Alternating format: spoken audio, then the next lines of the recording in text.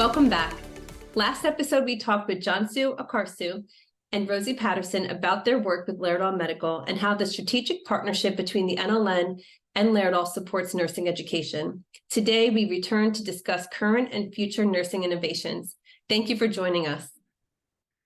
So, I want to go back to something you said earlier, Cansu, about really the pressure that nursing education is under with regard to preparing ready nurses for practice.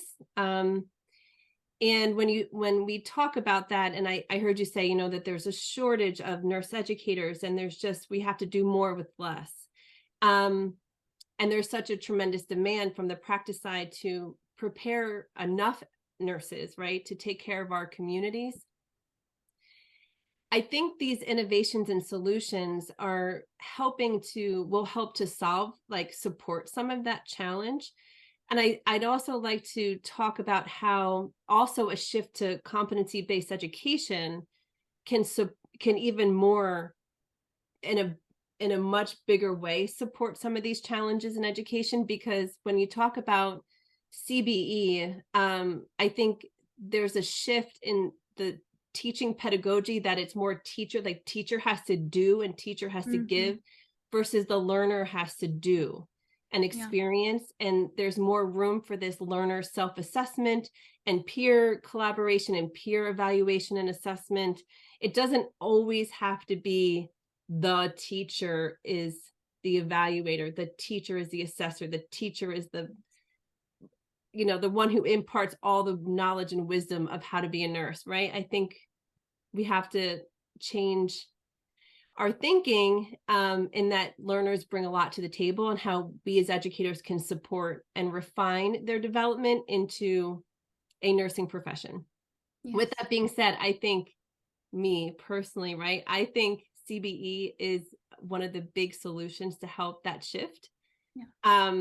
I think a lot of other people are thinking so too. I think some people have some questions. Some people aren't really sure, like, what is CBE? So I was wondering if you could describe a little bit about how you see what CBE is from your perspective, and then maybe we can also talk about some innovation around CBE to help move nursing education toward that direction. Yes. So competency-based education is an outcome-based educational framework. It will emphasize learners' development of competencies, and it's more about demonstration. It could be a demonstration of knowledge, skills, and attitudes. And the assessment, it's almost like a natural part of everyday life of a student in competency-based education. It's not something that happens at the very end. It's really happening throughout the program. I want to say also, some formative and summative are blended a little bit more, and it's through various modalities. So I think that also speaks to the need to not only do one type of assessment, but multiple different ways, multiple different environments. And what I really appreciate about competency-based education is that learners are in the power of their progress. And of course, to do that, they need a lot more rapid feedback loops.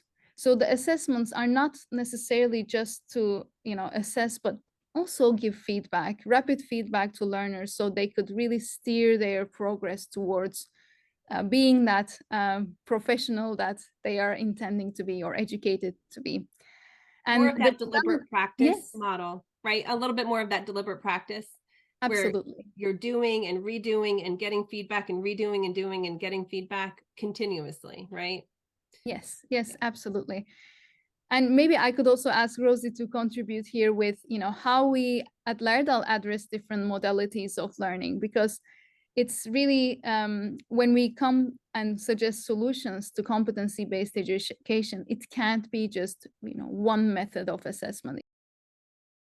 So Cansu, thanks for asking that question, because I think you're right. It's more than one thing. It's many things combined. And at Laerdal, we believe it's important that we can help our customers and those directors, deans, faculty members be able to shift from knowledge acquisition to application, as you said. And we have. a plethora of tools and solutions. For example, vSim, which is virtual simulations, you know, the patient cases that were built with the NLN with certain objectives is one way, and that gives immediate feedback. To your point about feedback loops continuously, you know, the things you did that were very well done, the critical steps that you missed, and then that remediation to get that student right back to, oh, I get it now, let me try that again. We also have vrClinicals, which is a step above anything we've had before, which actually, you know, in year 3 and 4 for the nursing student, they're going to be faced with multiple patients and how you triage and how you organize your priorities and patient load, because you're not going to be put in a situation where you've got one patient, you're going to have multiple patients. And so the vrClinical application that was co-developed with the NLN and Walters Kluwer is another fascinating way to have a move toward competency-based education for the student. And we also believe that patient simulation is another way, a great way to assess students' competence development.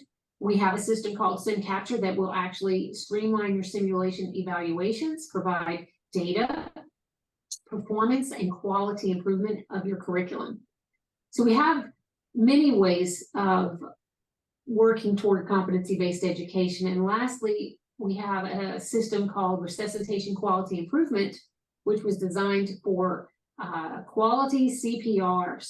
So very real-time coaching for compression depth and ventilation, and really muscle memory and exercising good utilization of what it takes to be able to provide quality CPR and resuscitation. So those are just some ways and some of the solutions that we have that have built-in feedback mechanisms, data, and outcomes for faculty to be able to move toward competency-based education. And we're so excited as we evolve toward this to be able to offer these solutions.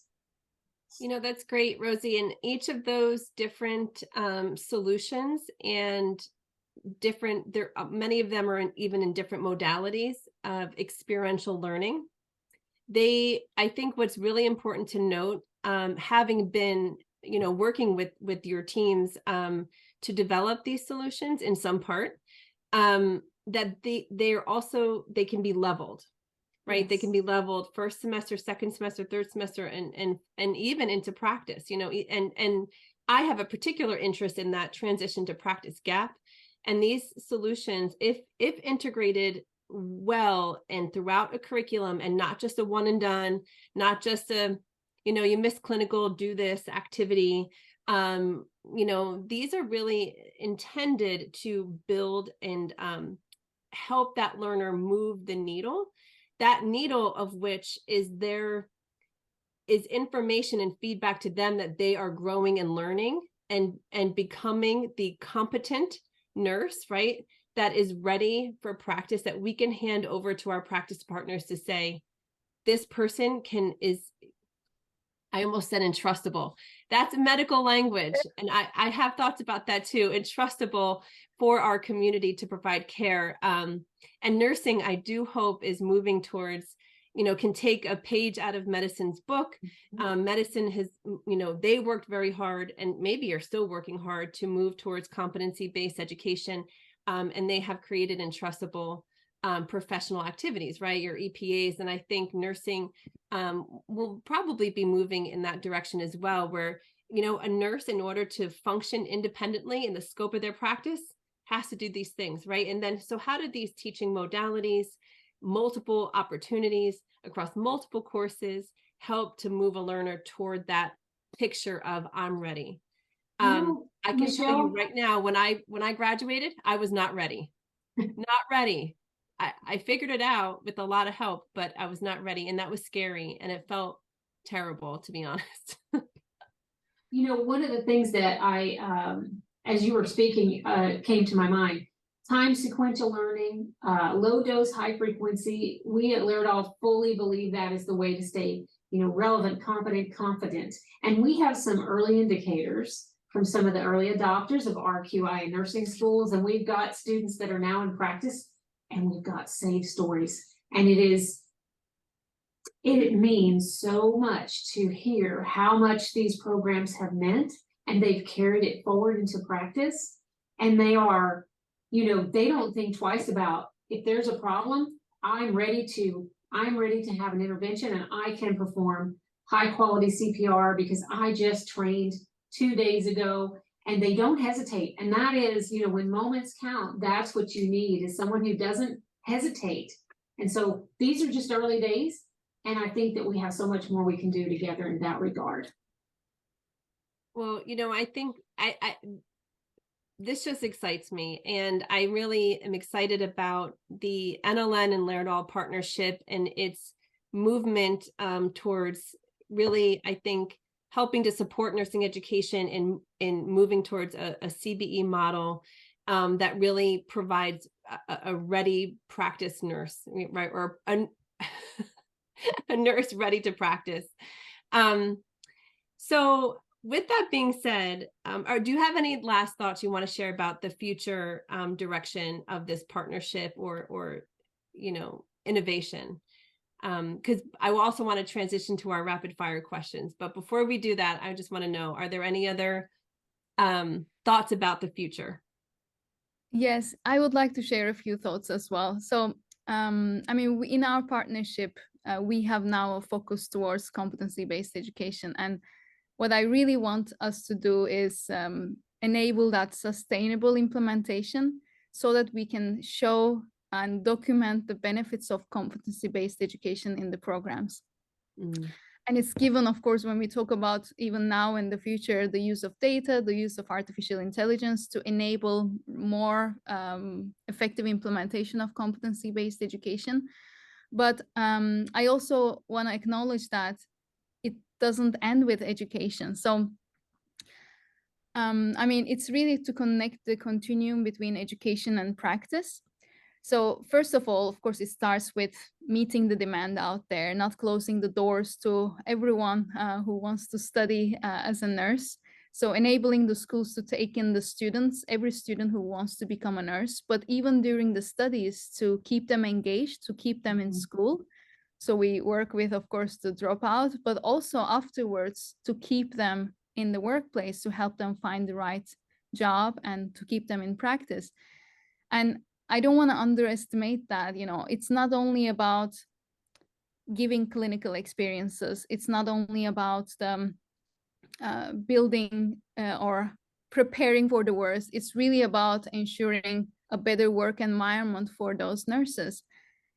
And at Laerdal, we never even attempt or claim to do any of this on our own. And it's really with our partners, both the NLN and what other partners NLN brings to the table, that enables that transition of better acknowledgement of nurses that are in practice as well as in education. Well said, Cansu. Thank you so much. It was a beautiful, beautiful way to wrap up our conversation. Thank you both. I do want to share some of our rapid fire questions. I think they're fun. And so if you were to write a memoir, what would you title the book? Cansu, were you hiding? Oh, I would write it about participatory leadership. It's coming from participatory design that I'm very familiar with, but that I apply every day in my role as a leader right now. So it would be a little bit about that. If I wrote it now, maybe it will change over time.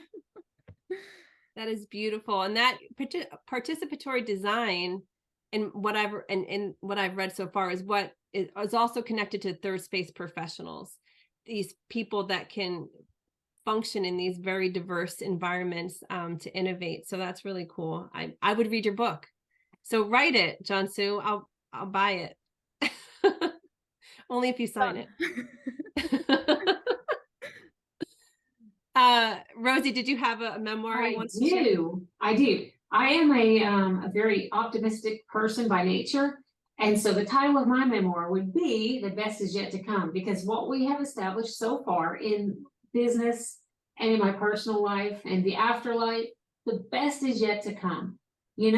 Each day you take it as a present.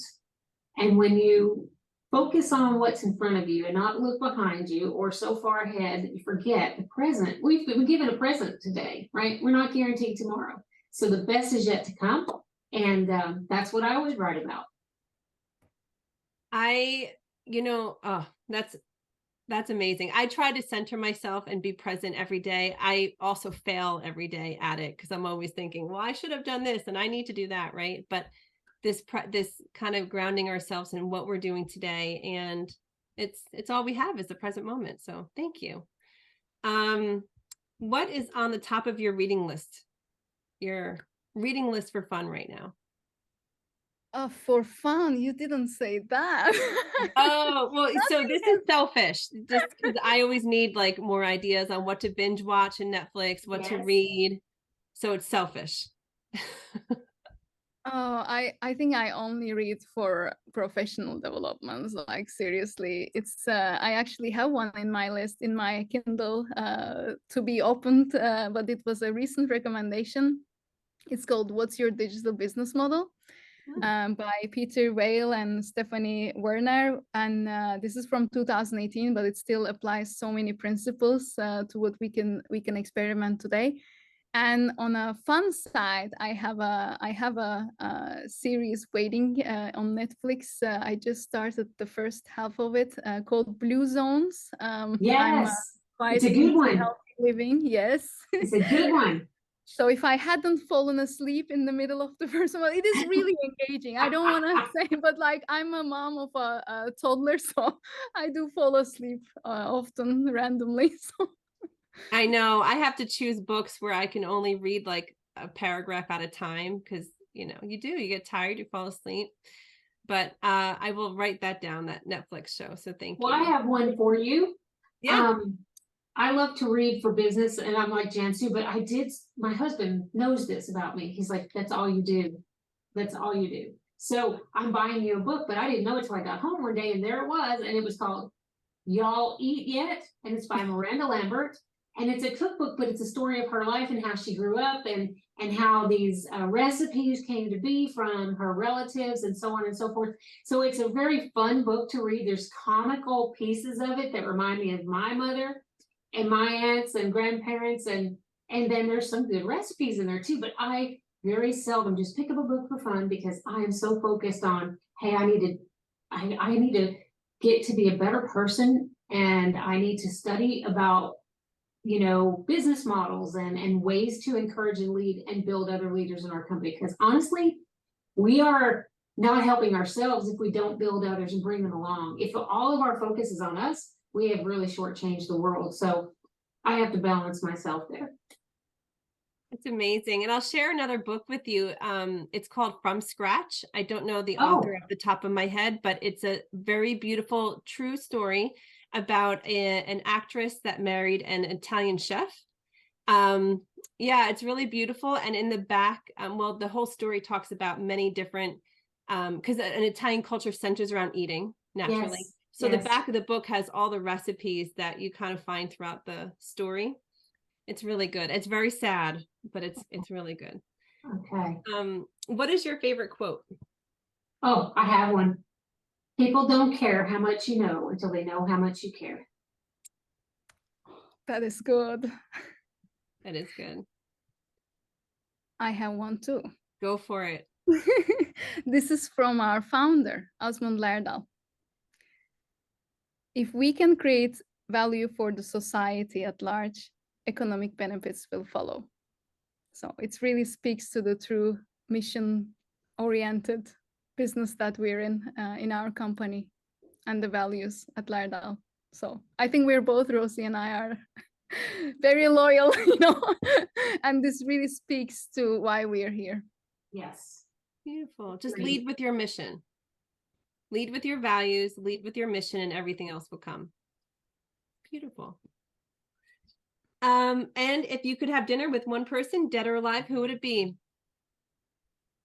I would pick my grandfather because he came from County Cavan, Ireland, and he passed away when I was just 2. So I didn't get to meet him, but my grandmother from Ireland spoke with such an Irish brogue. I just recently went to Ireland and did a tour across the country, and my next stop is the Italian side. So I had another set of grandparents come from Italy, but my grandfather, I would want to meet him. I would want to ask about my dad and all of the things he did as a kid And I really want to get to know him.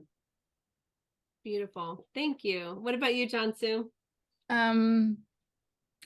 Well, I had something a little funny, but I have something actually more meaningful now that I heard Rosie. I would like to have dinner with my daughter because I just want to cherish every moment. She's 3 years old, and I mean, who else would I want to spend an evening with? So that's why I want to spend time with her. It's beautiful. Although it's very messy at times at dinner. That was my first thought, Cansu, because I've had dinner with the 3-year-old, a few of them, and it's usually like in their hair and on the floor, and yeah.